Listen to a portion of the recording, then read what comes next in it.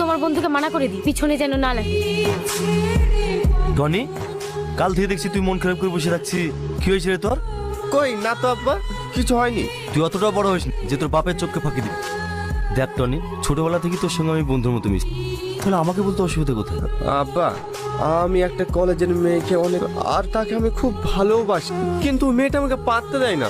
ও, তাহলে এই ব্যাপার। ও মেয়েটা আমাকে পছন্দ করে না, আর আমাকে ও বিয়েও করবে না। আরে তোর বাপ এখনো বেঁচে আছে, তুই চিন্তা করছিস কেন? আমি যেভাবে ওকে মেয়েটাকে রাজি করাবো। কই গো, কোথায় গেলে? এই দেখো কারা এসছে, দেখো। কে ইনি? এনাকে তো ঠিক চিনতে পারলাম না।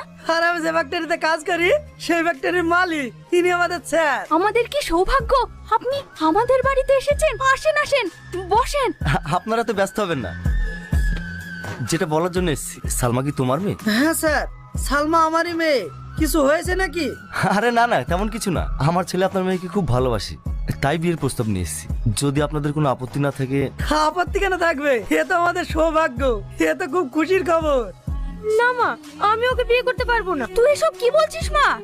তুই জানিস এই ছেলেটা কে? আমার অত কিছু জানার দরকার নেই। আমি ওকে বিয়ে করবো না বলেছি, ব্যাস। আমি ওকে বিয়ে করবো না। তুই আর জেদ করিস না মা, কিন্তু এত ভালো সম্বন্ধ আমরা আর কোনোদিনও পাবো না। তুই আর অমত করিস না মা। মা, তুমি আমাকে ভুল বুঝছো। আমি কাউকে বিয়ে করতে চাই না। থাক, আপনার ওকে জোর করেন না। সালমা, তোমাকে একটা কথা জিজ্ঞেস করব?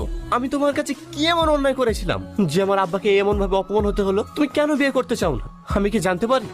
বিশ্বাস করো, আমি তোমার আব্বাকে অপমান করতে চাইনি। সে অনেক কাহিনী। আজ থেকে 3 বছর আগে সেই দিনটা ছিল 14ই ফেব্রুয়ারি। আমি একজনকে ভালোবাসতাম। I love you Salma. এটা কি হলো শাকিল? তোমার আসতে এত দেরি হলো কেন? আমি কখন থেকে তোমার জন্য অপেক্ষা করছি। সরি সোনা, আমি একটা জরুরি কাজে গিয়েছিলাম, ওখানে একটু দেরি হয়ে গেল। আজকের দিনে কেউ দেরি করে?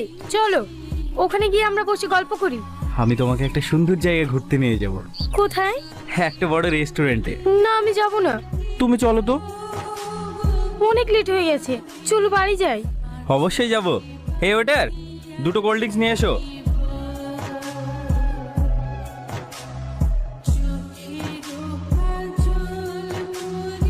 শাকিল, আমার অনেক মাথা ঘুরছে, আমাকে বাড়ি নিয়ে চলো। চলো। সেদিনের পর থেকে আমি মনস্থির করেছি, আমি কোনো ছেলেকে বিয়ে করব না। তোর সাথে এত কিছু হয়ে গেছে, তুই আমাদেরকে একটু কিছু জানাসনি। তোমাকে জানালে তুমি কষ্ট পাবে, গ্রামে ঝামেলা হবে। ওই জন্য আমি আর কাউকে কিছু বলিনি। চলো আব্বা। দেখলে মা, টনি যদি আমাকে এতই ভালোবাসতো তাহলে এভাবে চলে যেত না। আসলে সত্যিটা জানার পরে কোনো ছেলে আমাকে বিয়ে করবে না।